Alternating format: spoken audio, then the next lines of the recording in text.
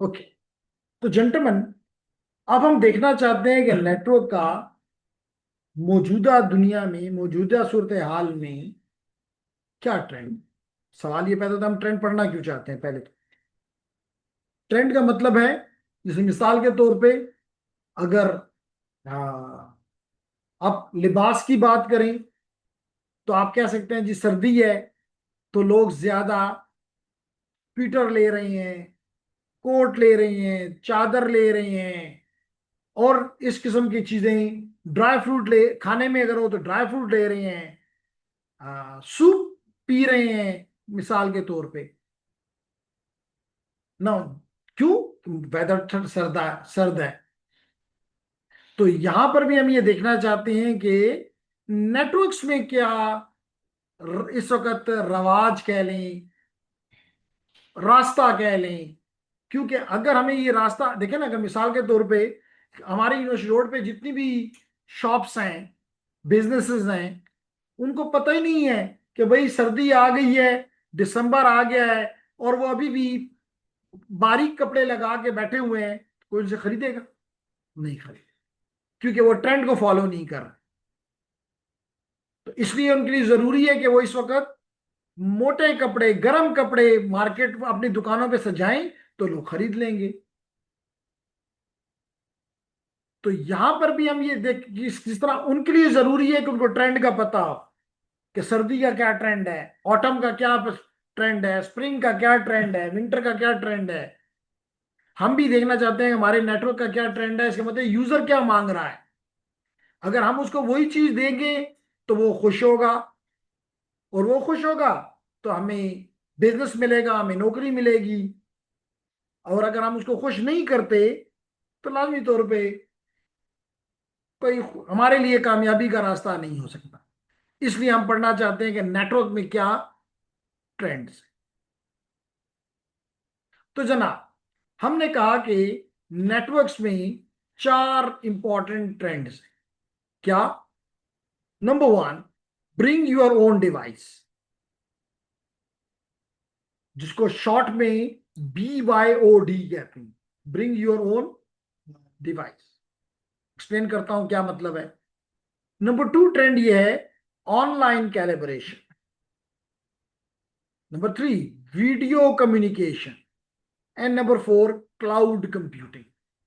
ये चार हैं ट्रेंड्स जो कि इस वक्त नेटवर्किंग में छाए हुए हैं, ये कह सकते हैं। अब वन बाय वन इनको स्टडी करते हैं। मिसाल के तौर पे ladies and gentleman, if you talk about the bring your own device का मतलब क्या। जैसे बहुत ही आसान इसकी एग्जांपल अगर मैं दूं तो आज से 15 साल पहले, 20 साल पहले, जब भी कोई लैब बनती थी तो जैसे उसके लिए फर्नीचर इंपॉर्टेंट है, वैसे ही उसके लिए ये इंपॉर्टेंट होता था कि कंप्यूटर्स खरीदे जाएं। हर टेबल के ऊपर एक एक कंप्यूटर, उस वक्त डेस्कटॉप का जमाना था, लैपटॉप का नहीं था। तो हर एक उसके ऊपर एक एक डेस्कटॉप कंप्यूटर रखा जाए। जब तक कि ये नहीं होता था, लैब का तस्वर ही नहीं बनता था। ये कैसी लैब है, इसमें तो कंप्यूटर ही नहीं है। इवन टीचर के लिए भी एक एक लैपटॉप, एक टेबल में जगह बनी होती थी जहां पे एक कंप्यूटर वहां पड़ा होता था, जिसमें टीचर अपना फ्लॉपी ड्राइव, या उस वक्त फ्लॉपी का जमाना था, या USB लगा के, या CD लगा के, और वो अपनी स्लाइड्स या अपना वीडियो या वट वो चलाता था। इस तरह कारोबार में भी ये होता था कि मिसाल के तौर पे अगर आपको कोई नेटवर्क रिलेटेड जॉब मिल गई तो आपके लिए भी वहां पे एक कंप्यूटर पड़ा होता था जी। ये कंप्यूटर जो है ये एडमिनिस्ट्रेटर साहब का है, ये कंप्यूटर डिप्टी एडमिनिस्ट्रेटर का है, ये असिस्टेंट एडमिनिस्ट्रेटर का है, ये सुपरवाइजर साहब का है। वो उस कंप्यूटर, अपने अपने कंप्यूटर पे बैठ के काम करते थे। यानी आप अपने साथ कुछ चीजें, ना वहां पे कुछ चीज लेकर जाते थे, ना वहां से कुछ चीज उठा के लाते थे। ये ट्रेंड था। लेकिन आज आप क्या देख रहे हो कि आप भी यहाँ क्लास के लिए आते हो तो साथ अपना लैपटॉप उठा के लाते हो। क्योंकि ट्रेंड क्या है, ब्रिंग योर ओन डिवाइस। और जू जू आप आगे बढ़ते जाओगे, आप फाइंड करोगे कि ज्यादातर काम आपको यहाँ पे, अगर लैपटॉप नहीं है तो काम ही नहीं हो रहा। जैसे मिसाल के तौर पे, अगर मैं आज ही की मॉर्निंग की क्लास के आपको कुछ ग्लिम्पसेस दूं, तो ladies and gentleman, look at here, in the morning we talked about this class। तो देख लें, स्टूडेंट भी भेज रहे हैं। देखिए, मुख्तलिफ स्टूडेंट काम करते जा रहे हैं और साथ साथ भेजते जा रहे हैं। देखिए कितनी चीजें वो करते हैं और दूसरे के साथ शेयर करते हैं। इसका मतलब है कि क्या अगर कोई स्टूडेंट बगैर कंप्यूटर के आया हुआ था तो ये काम सीख सकता था? नहीं सीख सकता था। देखिए, तो ये तो बहुत थोड़े हैं, हमने इससे काफी ज्यादा काम। इसका मतलब है कि बगैर कंप्यूटर के ये मुमकिन ही नहीं था कि ऐसा कोई काम हम कर सकें। देखिए, साथ साथ उनको ये भाई ओपन करो, इस पे काम करो, फिर तो आप एटलीस्ट आपको नजर आ रहा है कि आप लोग भी आगे जाके ज्यादातर काम आप अपना कंप्यूटर साथ लाओगे, उस पे काम करोगे। उसको अगर आधा हो गया तो आधा घर में उसको कंप्लीट का फायदा क्या है? अगर मिसाल के तौर पे यहाँ पे आपका काम आधा हो गया, आधा रहता है, क्या बनेगा? अगले दिन आओगे और फिर आधे को कंप्लीट करोगे। लेकिन अगर ट्रेंड ये है कि ब्रिंग योर ओन डिवाइस, तो आपने यहाँ पे अगर 50% कर लिया है तो उसको आप बंद सेव करके बंद करके ले जाओगे घर में, उसको 50% और कर लोगे, अगले दिन आओगे कि जी काम कंप्लीट है। तो इस वक्त ट्रेंड ये है कि ब्रिंग योर, मैं भी रोजाना आता हूं, अपना लैपटॉप साथ लाता हूं, काम करवाता हूं। मुझे नहीं कह सकती यूनिवर्सिटी के भाई ये यहाँ छोड़ जाओ, क्योंकि ये उनका नहीं है, ये मेरा है। इसी तरह इवन जो कंपनीज के सीईओज होते हैं, अगर आपने कभी गौर किया हो, वो भी अपना लैपटॉप साथ लेकर आते हैं, अपनी प्रेजेंटेशंस देते हैं, अपना काम करते हैं, और शाम को जब बिजनेस खत्म करते हैं, बंद करते हैं, घर ले जाते हैं। तो इसका मतलब है कि हमें इस तरह से, अब इसकी इस समय है तो ये ट्रेंड, लेकिन एज ए नेटवर्क इंजीनियर और एज ए सिक्योरिटी इंजीनियर या प्रोफेशनल, हमारे लिए क्या क्या इसमें चैलेंजेस हैं? चैलेंजेस ये हैं कि अगर कंपनी का कंप्यूटर होता तो हम उसे कहते हैं कि भाई इसमें तुमने ये काम करना है और ये काम नहीं करना, ये सॉफ्टवेयर इंस्टॉल करना है और ये नहीं करना, तुम इस पे यूट्यूब पे नहीं जाओगे, तुम इस कंप्यूटर के जरिए फेसबुक पे नहीं जाओगे। तो वो आपकी सारी बातें मुजम्मिल मानता। लेकिन क्योंकि अब ये मेरा अपना कंप्यूटर है, मुझे नहीं कहा जा सकता कि तुम इस पे यूट्यूब पे नहीं जाओगे, या फेसबुक पे नहीं जाओगे, या लिंक्डइन पे नहीं जाओगे, या कोई और ऐसा काम नहीं करोगे। मैं कुछ भी करूंगा, मैंने इस नेटवर्क में भी आपके नेटवर्क में आया हूं तो वहां भी लगा दिया, मैं अभी उठा के अपने घर जाऊंगा तो मैं उस नेटवर्क में इसको लगा लूंगा। तो उसी वजह से क्या क्या मसले हैं, मसला सबसे बड़ा है नेटवर्क इंजीनियर है, ये है कि हो सकता है कि वो कोई ऐसी एप्लीकेशन इंस्टॉल कर दे जिसकी वजह से उसका कंप्यूटर कंप्रोमाइज हो जाए। वो कंप्रोमाइज का मतलब उसमें कोई ना कोई ऐसी जगह बन जाए जिससे बाहर से कोई भी उसी कंप्यूटर में इंटर हो सकता हो। तो एहसानुल्लाह फिर क्या बनेगा, जब वो मेरे नेटवर्क में आके लगाएगा तो मेरे इस लैपटॉप में, वो अपने लैपटॉप में कोई एंट्री अगर हो जाती है तो मेरे नेटवर्क तक पूरा सही आसान हो जाएगी। इसलिए मुझे उसको भी ट्रेन करना होगा कि भाई थोड़ा सा केयर करो, तुम्हारी गलती की वजह से पूरा नेटवर्क जो है वो मसले में पड़ सकता है।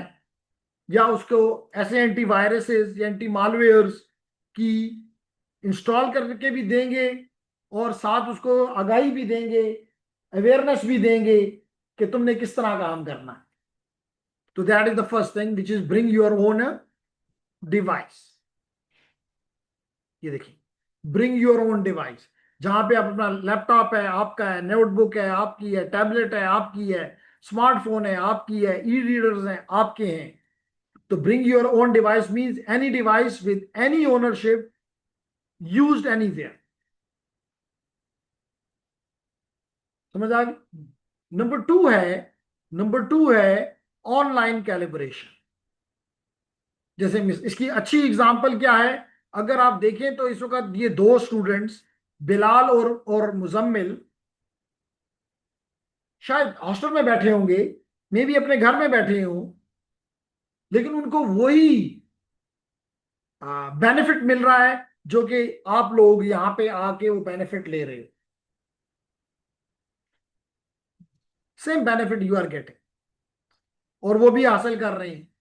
इसकी वजह से अबूजर क्या फायदा हुआ कि पहले अगर एज ए प्रोफेशनल हम अगर कोई भी मीटिंग करते थे किसी भी चीज के बारे में, उसमें कुछ लोग हो सकता है इस्लामाबाद से हो, कुछ लोग हो सकता है लाहौर से हो, तो उनको हफ्ता 10 दिन पहले बताना पड़ता था कि जनाब आप इस दिन पे तशरीफ लाएं, यहाँ पे कोई मीटिंग है, कोई वर्कशॉप है,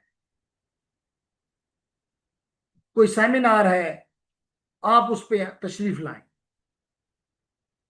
लेकिन आज के दौर कैसा है कि सिर्फ क्या कहना पड़ता है, जनाब 11 बजे, मिसाल के तौर पे मंडे को सुबह 11 बजे एक ऑनलाइन कैलिब्रेशन है, ऑनलाइन मीटिंग है, जैसे अभी हम कर रहे हैं ऑनलाइन मीटिंग है, जिसमें अगर चाहे तो मुजम्मल भी बोल सकता है, चाहे तो बिलाल भी अपनी बात कर सकता है, चाहे तो एहसान भी कर सकता है।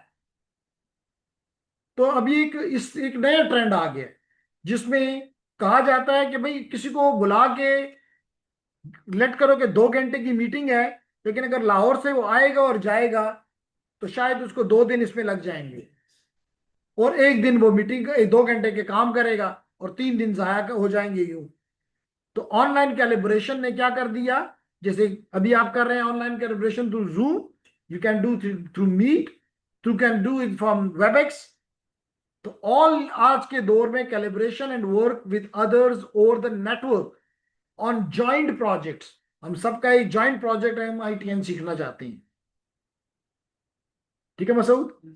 तो दिस इज द सेकंड इस वक्त कि हम कहते हैं कि नहीं, कोई अगर कहता भी है कि मीटिंग करनी है, कोई प्रोजेक्ट पे डिस्कशन करनी है, स्टूडेंट्स कहते हैं जी हमें अपने फाइनल ईयर प्रोजेक्ट पे डिस्कशन करनी है, हम कहते हैं चलो खैर है, इतवार को शाम 6 बजे बात कर लेंगे। अब हम उनको ये नहीं कह रहे कि 6 बजे इतवार को तुम आओ, भाई इंटरनेट तुम्हारे पास है, लैपटॉप तुम्हारा है, ब्रिंग योर ओन डिवाइस है, ऑन करो, गपशप उस पर कर लेंगे, डिस्कशन कर लेंगे। तो this is the second important trend in the networking. तीसरा, कम्युनिकेशन में मतलब अगर हम थोड़ा सा इसको पीछे ले जाएं तो may be 30 years back trend communication में क्या था, लेटर लिखो, खत लिखो, और इसको पोस्टल सर्विस के जरिए भेज दो। इवन हम भी अपनी जॉब के लिए जब अप्लाई करते थे तो अपना डॉक्यूमेंट्स, अपनी सारी चीजों का एक वो बना के एक इन्वेलप में बंद करके पोस्टल सर्विस के हवाले करते थे, जी ये मिसाल के तौर पे पीटीसीएल को पहुंचा दो, सीमेंस को पहुंचा दो, नेट किसी भी उसको ब्लू बर्गर को भी पहुंचा दो, सीमेंस को भी पहुंचा दो। That was a trend. वो भी जब हमें कोई लेटर कॉल भेजते थे तो वो भी हमें कॉल लेटर भेजते थे, again through the postal service. तो दैट वाज द ट्रेंड। फिर इस ट्रेंड में तब्दीली क्या आई, जब फोन आ गया, जब फोन आ गया और साथ फैक्स आ गया। तो फोन और फैक्स, फैक्स आपको पता है, फैक्स एक मशीन है जो कि फोन लाइन के साथ ही लगती है, लेकिन उसके जरिए आप ये प्रिंटेड चीज भिजवा सकते हैं। कैसे भिजवाएंगे, अपनी फैक्स मशीन में आप ये कागज रखेंगे और ये इसको स्कैन कर लेगा, आप ये मशीन उसको क्या कर लेगी, स्कैन कर लेगी, और अगर दूसरे एंड पे भी फैक्स मशीन है तो उसमें से वो प्रिंट होकर बाहर आ जाएगा। तो फिर ये ट्रेंड था कि भाई या किसी को फोन करके बता दो, या उसको मिसाल तौर पे कॉल लेटर भेजना है और फैक्स मशीन आपके घर पे है, आपके ऑफिस में है, तो वो आपको फैक्स के जरिए भिजवाते दीजिए, कॉल लेटर ले लें। तो ये भी एक ट्रेंड था। फिर उसके बाद ट्रेंड आ गया कि जनाब हम ईमेल करें, और या हम टेक्स्ट चैट करें। तो ये भी एक ट्रेंड था कि आपको ईमेल, आप हर घंटे दो के बाद या हर रोज अपनी ईमेल चेक करते थे, लोगों को भी आप ईमेल के जरिए, चाहे वो आपने अपनी डॉक्यूमेंट भेजने हो। अभी भी ये ट्रेंड है, लेकिन कुछ हद तक। फिर इसके बाद ट्रेंड आ गया कि अब अगर आप किसी के साथ बात करना चाहते हैं, तो जरूरी है कि बात भी हो, यानी चैट भी हो, लेकिन वीडियो साथ हो, वीडियो साथ हो।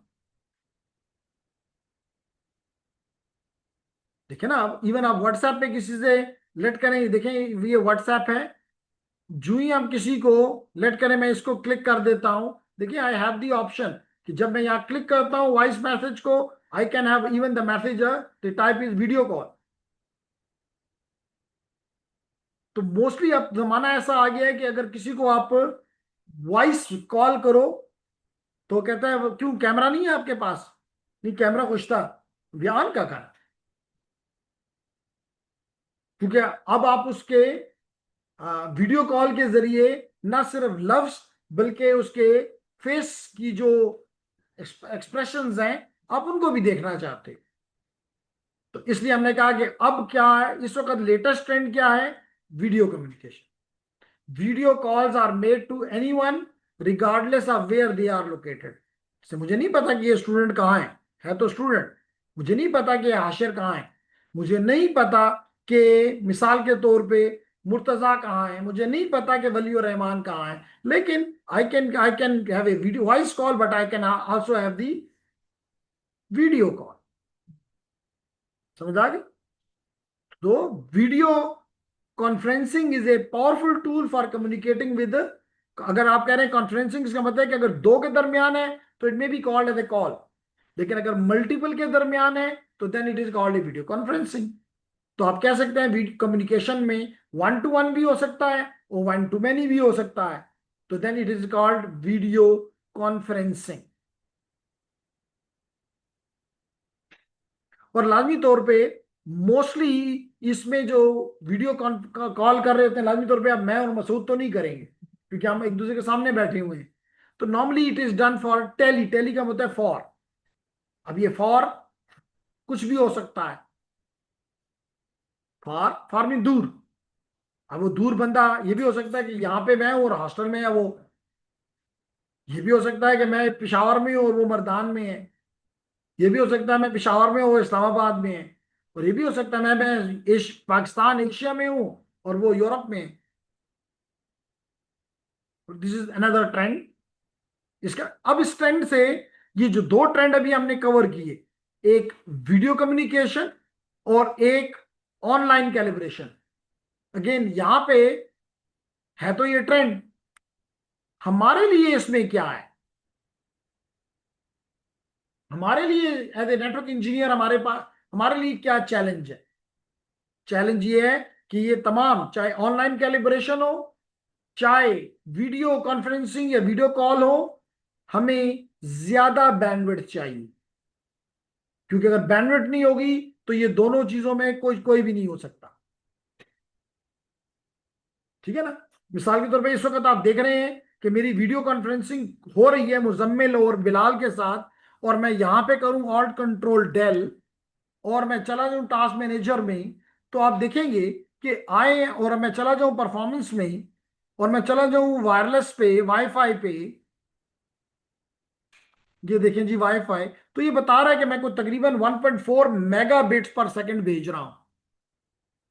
अगर मेरे 1.4 आपको लग रहा है, क्योंकि अब आपका माइंडसेट बदल चुका है, 1.4 मिलियन, मिलियन मीन 10 लाख, इसका मतलब है कि 10 लाख बिट से ज्यादा में हर सेकंड में, तकरीबन 13 लाख हर सेकंड में, 1300 14, सॉरी 1300 1400 मिलियन बिट्स में भेज रहा हूं।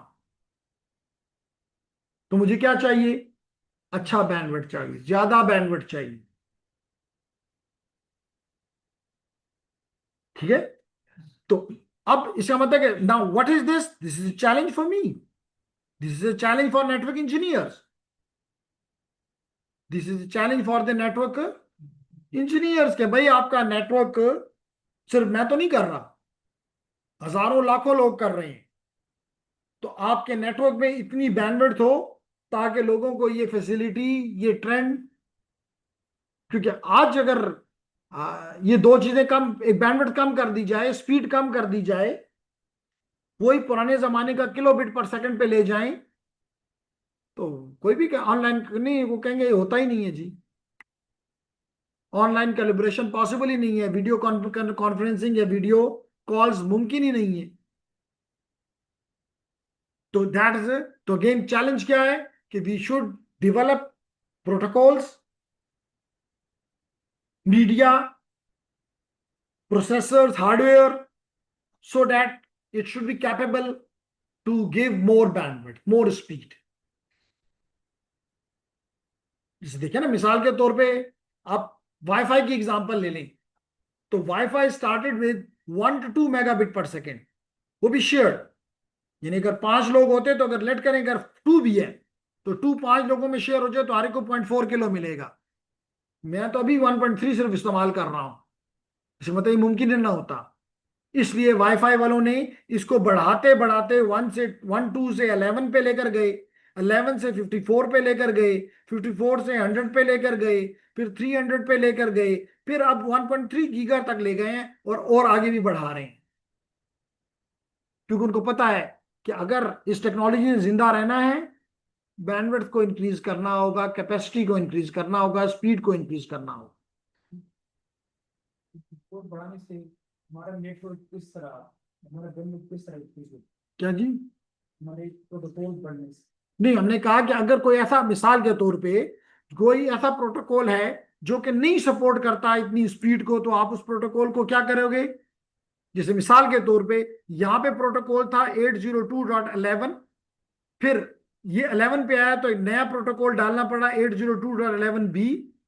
जब हम 54 पे जाना चाहे तो हमने एक और प्रोटोकॉल लिया 802.11a या 802.11g। जब हम 100 या 300 पे गए तो हम एक और प्रोटोकॉल 802.11n।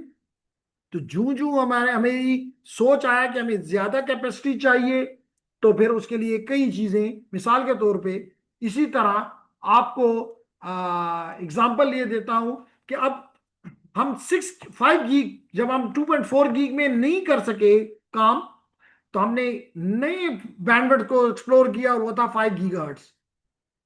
अब जब 5 गीगाहर्ट्ज में भी हमारी और रिक्वायरमेंट बढ़ रही है, ख्वाहिशात बढ़ रही हैं, ऑनलाइन कैलिब्रेशन बढ़ रही है, वीडियो कॉन्फ्रेंसिंग बढ़ रही है, तो हम 6 गीगाहर्ट्ज में जाना शुरू हो गए। तो मतलब जब भी किसी की कोई रिक्वायरमेंट होती है क्लाइंट की, तो हमारे एंड से क्या होता है, चैलेंज होता है, फिर हम उस चैलेंज को मीट करने की कोशिश करते हैं। जैसे देखें ना, मिसाल तो पे मोबाइल्स को देख लें, आप लोगों ने जब शुरू किया तो जीएसएम था, 2G था, पाकिस्तान में अभी जीएसएम चल रहा है, लेकिन 2G के साथ 3G भी चल रहा है, बात जगहों पे 4G भी चल रहा है। क्या फर्क है? कैपेसिटी ज्यादा है, नई टेक्नोलॉजी, नया हार्डवेयर। मिसाल क्या आप ऐसी को मोबाइल जो कि 2G की हो उस पर 4G चला सकते हैं? नहीं, क्योंकि उसके में वो हार्डवेयर में वो जान ही नहीं।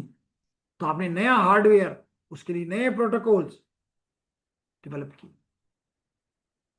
ठीक है हफीज? यस। फिर हमने कहा कि जब हम ऑनलाइन कैलिब्रेशन, वीडियो कॉन्फ्रेंसिंग के बाद हमारा एक और जो ट्रेंड है वो है क्लाउड पे। सबसे पहले तो ये बताऊं कि क्लाउड क्या है,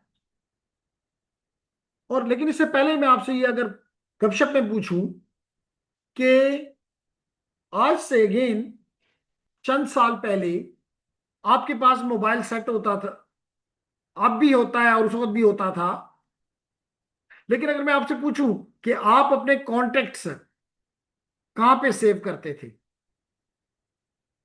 तो आपका जवाब कि या तो आप इस मोबाइल में, या तो बिल्कुल ठीक है आपने, या आप इस मोबाइल में या इसके अंदर जो सिम आपने रखी होती थी उसमें सेव करते थे। इसलिए आपको पता था कि मेरी मोबाइल में एक लिमिटेड हार्डवेयर है, मेमोरी है। मिसाल के तौर पे उसमें ज्यादा से ज्यादा 200 कॉन्टेक्ट सेव हो सकते हैं। ज्यादा से ज्यादा सिम में मिसाल के तौर पे 50 हो सकते हैं। तो आप बड़े केयरफुली, अगर आपको कहता था कि जी जमा नंबर रख सेव का, तो आप कहते नंबर दे दो अभी आप वो गरम, क्योंकि आपको पता होता था कि भाई 250 के बजाय 240 तो मैं कर चुका हूं, अब 10 ही रहते हैं, तो किसी स्पेशल बंदे क्या करूंगा, हर एक का नहीं कर सकता। लेकिन आज आप क्या करते हो, किसी साथ गुजरने वाले जिसके साथ गाड़ी में जा भी रहे होते हो बीआरटी में, और उससे गपशप हो जाती है, कहते हैं "इधर नंबर नंबर वाला", और वो भी आपका नंबर ले लेता है। तो सवाल ये पैदा होता है कि आज आप अपने कंटेंट को कहां सेव कर रहे हो? गूगल। क्लाउड पे। आज आप अपनी, और इसी तरह पहले आप अपनी हर चीज अपने हार्ड डिस्क पे सेव करते थे। आज आप हार्ड डिस्क में सेव करने की बजाय, आप हार्ड डिस्क में सेव करने की बजाय चेक करते हैं कि आप कहां पे सेव करना पसंद करते हैं। वन ड्राइव, दिखा रहा है ना, वन ड्राइव।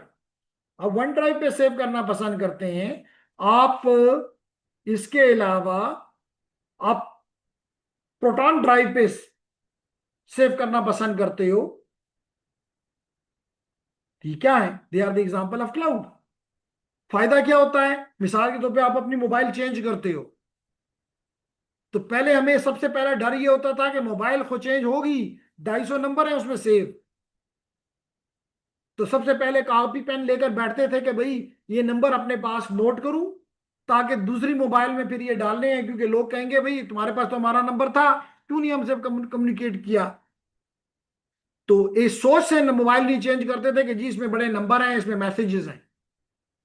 लेकिन अब आपके मैसेजेस भी और आपके कांटेक्ट भी और आपके तमाम व्हाट्सएप के मैसेजेस भी कहां पे स्टोर होते हैं? क्लाउड पे।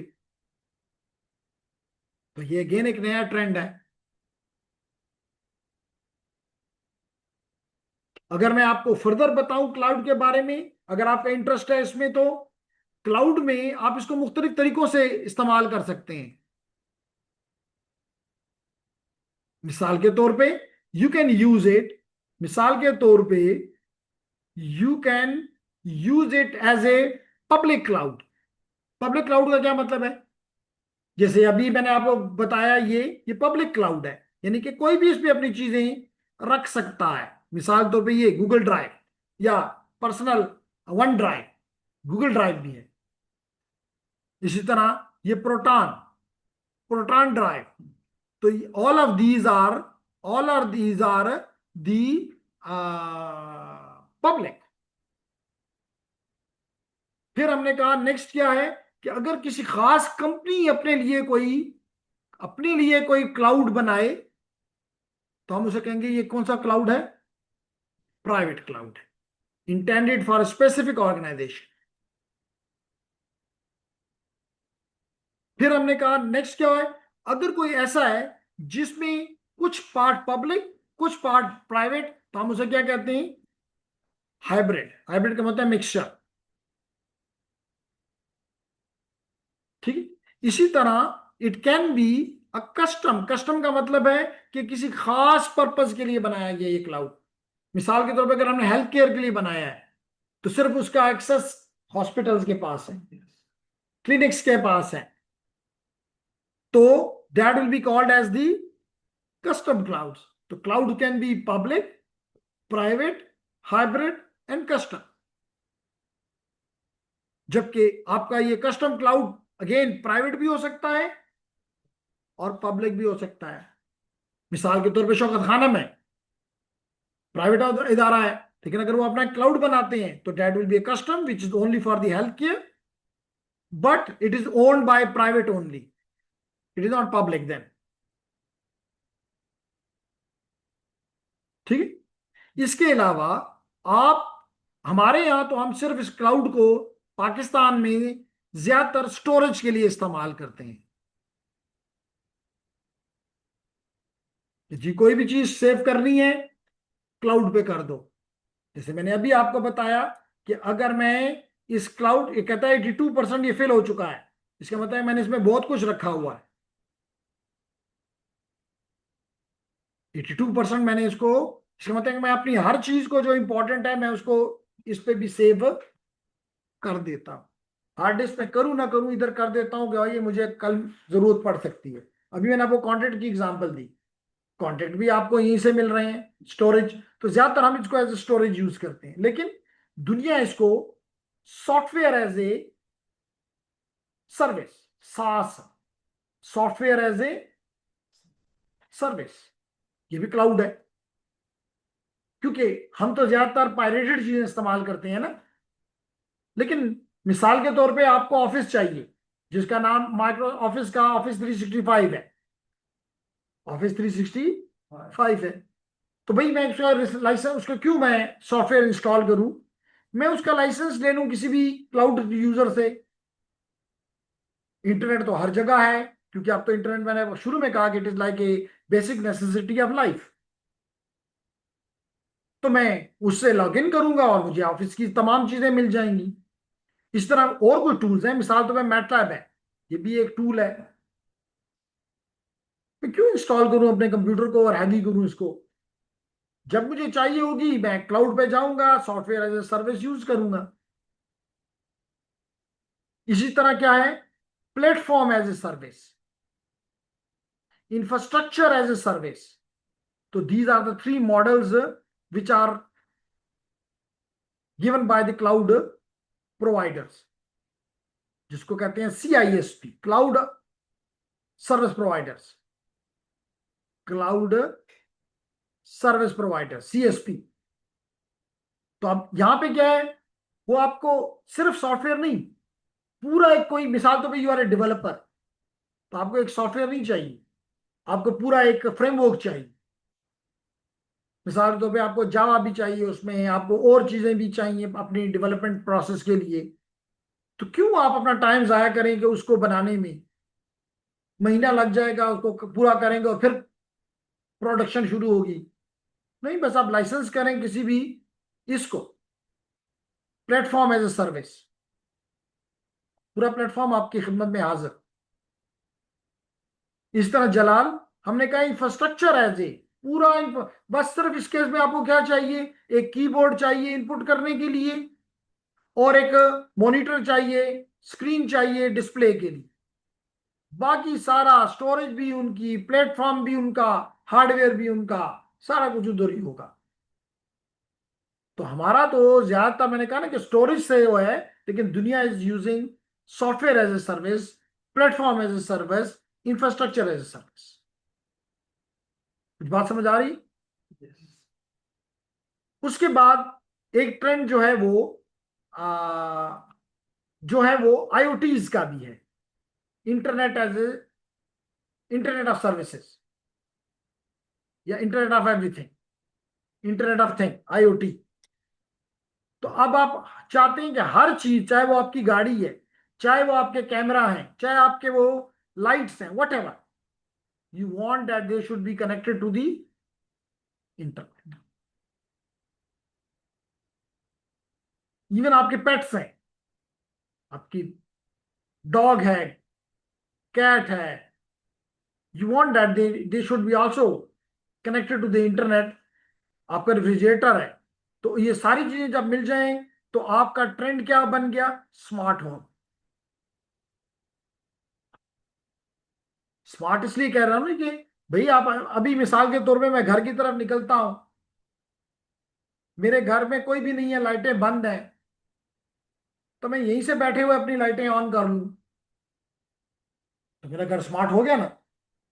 फिर लेट कर मैं रात को घर गया ही नहीं, सुबह वो लाइटें जलती रही, नहीं, सुबह 7 बजे मैं उनको बंद कर दूं, तो मैं तो घर नहीं गया, इंटरनेट के साथ वो कनेक्टेड था। इसी तरह मैं चाहता हूं कि रात को मैं इंटरनेट में रेफ्रिजरेटर बंद कर दूं, या मैं अभी घर जा रहा हूं तो AC ऑन हो जाए और हीट देना शुरू कर दे, ताकि रूम थोड़ा सा गर्म हो जाए। तो this makes my home as smart home. तो this is again a trend. फिर एक ट्रेंड, ये इतना कामयाब नहीं हुआ, लेकिन ट्रेंड है power line networking. Power line networking. अब देखिए ना, क्योंकि वायरलेस ने ये चीजें तब्दील की, क्योंकि अब आप देख रहे हैं, आप लोग भी आए हैं, किसी ने भी कोई तार नहीं इस्तेमाल की। अल्दो अगर आप नीचे देखें तो नेटवर्किंग के लिए सॉकेट्स मौजूद हैं, लेकिन जरूरत ही नहीं पड़ती। तो मतलब लेकिन एक वक्त था कि हम इस केबलों के जरिए हम इनको कनेक्ट करते थे। तो जेन में ये आया कि अगर हम तारे, बिजली के लिए अलग तारे डालें तो भी कॉपर है, और नेटवर्किंग के लिए अलग तारे डालें तो ये भी कॉपर है। Why not to use the same power lines, यानी वापडा की वही तारें जो आपके घरों में दीवारों में गई हुई हैं, उसी के ऊपर वापडा की बिजली भी जाए और नेटवर्क की ट्रैफिक भी जाए। तो this was again a trend, लेकिन वायरलेस की वजह से इसकी कोई इतनी ज्यादा पजीराई इस पावर लाइन नेटवर्किंग को नहीं मिली। And very important, a trend is toward the broadband. Broadband means high capacity.